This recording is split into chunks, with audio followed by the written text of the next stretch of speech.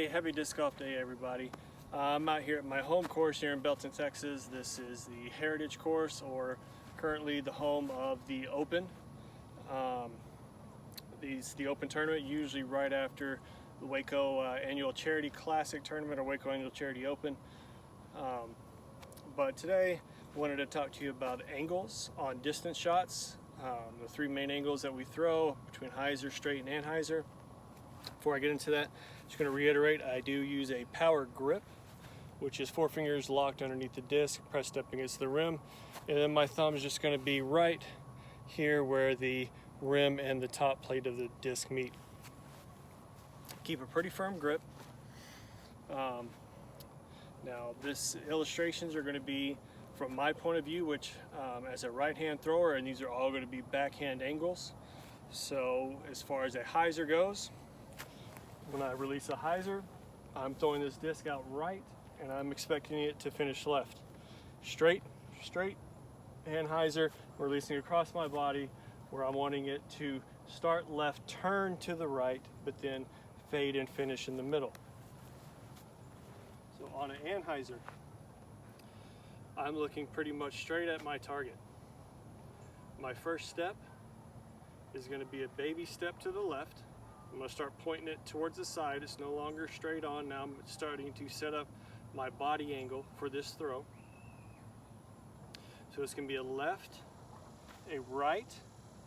I like my arm extended. Some people like to keep it in close. I know Simon Lazat, if you watch his form videos, he's more of an in close, but this is your preference. I prefer it extended. So as I take my first step forward and I'm about to go into the X step, my body is starting to bend forward. You'll see an exaggerated bend when you're throwing a hyzer. So now I've got my right foot forward, going into my X step. With my X step, you'll see my body turning. As I'm doing this, when you start this rotation, it's not just in your hips, you got to do it in your shoulders too. So rotate that left with that right, keep your head tucked in, and then as you're coming through, my foot stays on the same line. So I'm coming through on my X step, my right foot's on the same, just a little bit further back, so it's about even with the middle of my foot. I've got that full extension, shoulders rotated, head down, and as I come through, I'm releasing low, and that's what gives me that angle to get that right to left. And I say it's very important, your body, everything has to be in sync. So as you're rotating your hips, rotate those shoulders. You're going to take your eye off the target for a minute, but you need, this is what gauges that slingshot. Like I said, think of a slingshot when you've got those two elastic bands. If one's all the way taut and the other's kind of loose, as soon as you release that rock, it's going to go off all crazy. So you need both shoulders rotated with your hips. Your feet at this point, everything should be pointing this way. Shoulders, hips, toes, right here, fully extended. And then as you're coming through, that's when you feel the rotation. Your toes are moving, your knees are moving. My knees are above my toes right here. My chest is down above my toes, and I'm releasing through. So that's the hyzer. On a straight angle, I have my feet kind of on the same line diagonally, but they're also pointing towards the left front of the tee pad. So my first step is just going to be a left, right step pretty much on the same line. I've still got my arm extended. I bent just a little bit, but it's not an exaggeration, and I'm not upright. So I'm bent a little bit, chest over the toes. My toes are over just a little behind my knees are just a little behind my toes. And as I start that X step, I'm still pretty much straight on. As you can see, my X step, when I take it, my toe is pretty much at the middle of my right. So when my right foot comes forward, they're on a straight line, and I'm releasing straight.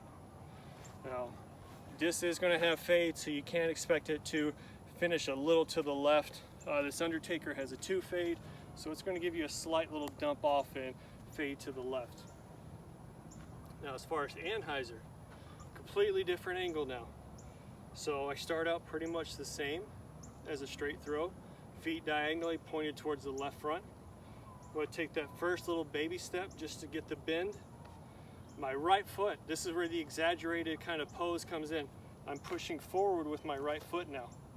This is going to give me the bend in my hips and my knees, but it's going to keep my back upright.